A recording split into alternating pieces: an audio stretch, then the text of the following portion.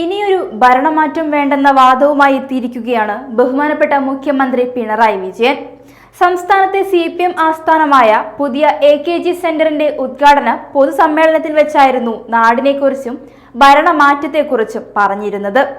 ഭരണമാറ്റം ഉണ്ടാകുന്നത് കൊണ്ടാണ് ഇടതുപക്ഷ സർക്കാരുകാരുടെ ഭരണ നേട്ടത്തിന് തുടർച്ച ഉണ്ടാകാതിരുന്നതെന്നാണ് അദ്ദേഹം പറഞ്ഞത്. UDF സർക്കാരിനു ശേഷം ഇടതുപക്ഷം ഭരണത്തിലെത്തുമ്പോൾ ആദ്യ 2 വർഷത്തെ ദൗത്യം നാടിനെ വീണ്ടെടുക്കലായിരുന്നു. അത് വേണ്ടിവരാതിരുന്നത് 2021 മുതലാണ്. നാട് നശിക്കാതിരിക്കണമെങ്കിൽ ഭരണമാറ്റം ഇനി ഉണ്ടാകരുത്. അതിന്റെ നേട്ടം ഈ നാട് അനുഭവിച്ചുവെന്നും അദ്ദേഹം പറഞ്ഞു. തുടർ ഭരണത്തിലൂടെ കേരളം രാജ്യ ശ്രദ്ധയിലെത്തി. അതിന് തുടർച്ചയുണ്ടാകാനാകണം. കരുതലോടെ നീങ്ങിയാൽ അതിന് കഴിയുമെന്നും CPM ജനറൽ സെക്രട്ടറി MA ബേബിയും പറഞ്ഞു. അതേസമയം 3ാം തവണയും LDF ഭരണം സാധ്യമാക്കുന്നതിനുള്ള കേന്ദ്രമായി പുതിയ AKG സെന്റർ മാറുമെന്നാണ് സംസ്ഥാന സെക്രട്ടറി MV ഗോവിന്ദൻ അഭിപ്രായപ്പെട്ടത്. എല്ലാവരും ഒരുപോലെ ഒരേ സ്വരത്തിൽ പറഞ്ഞത് ഇനിയൊരു ഭരണമാറ്റം അനുവദിക്കരുതെന്നാണ്. മുൻപ് CPM സംസ്ഥാന സമ്മേളനത്തിന് മുന്നോടിയായി മാധ്യമങ്ങൾക്ക് അയച്ച ലേഖനത്തിൽ മുഖ്യമന്ത്രി പറഞ്ഞിരുന്നത് LDF തുടർച്ചയായി 3ാമതും ഭരണത്തിലെത്തുമെന്നായിരുന്നു.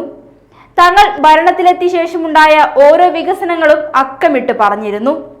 വിഴിഞ്ഞം തുറമുഖം, സ്റ്റാർട്ടപ്പ് കുതിപ്പ്, വ്യവസായ നിക്ഷേപം, പശ്ചാത്തല സൗകര്യ വികസനം, സാമൂഹിക സുരക്ഷ തുടങ്ങിയ നേട്ടങ്ങളെല്ലാം അതിൽ ഉൾപ്പെട്ടിരുന്നു. സർക്കാരിന്റെ വികസന പദ്ധതികൾ തടയാൻ കേന്ദ്ര സർക്കാരും കോൺഗ്രസും മുസ്ലിം ലീഗും ഒറ്റക്കെട്ടാണെന്നും അന്ന് അദ്ദേഹം പറഞ്ഞു.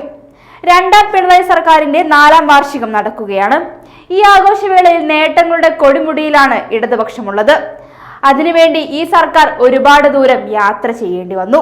തകർന്നടിഞ്ഞു കിടന്ന ഒരു നാടിന്റെ ഭരണമാണ് 2016-ൽ ജനങ്ങൾ ഇടതുപക്ഷ ജനാധിപത്യ മുന്നണിയെ ഏൽപ്പിച്ചതെന്നാണ് ഒരു പറ്റം ജനങ്ങളുടെ വാദം. ഇടതുപക്ഷത്തിന്റെ വരവിനായി കാത്തിരുന്ന ഒരു ജനതയുണ്ടായിരുന്നു.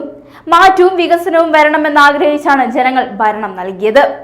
ഇതിനിടയിൽ പ്രകൃതി ദുരന്തങ്ങളും മാരകമായ പകർച്ചവ്യാധികളുമെല്ലാം എത്തിയപ്പോഴും അതിനെയെല്ലാം തരണം ചെയ്ത് ഇന്ന് ഇവിടെ വരെ എത്തി.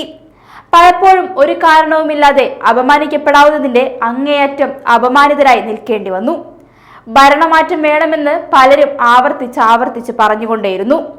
നിപ്പയും ഓക്കിയും 2018-ലെ മഹാപ്രളയവും 2019-ലെ കാലവർഷക്കെടുതിയും കോവിഡ് മഹാമാരിയും അതിജീവിച്ചാണ് സർക്കാർ മുന്നോട്ടു പോയത്.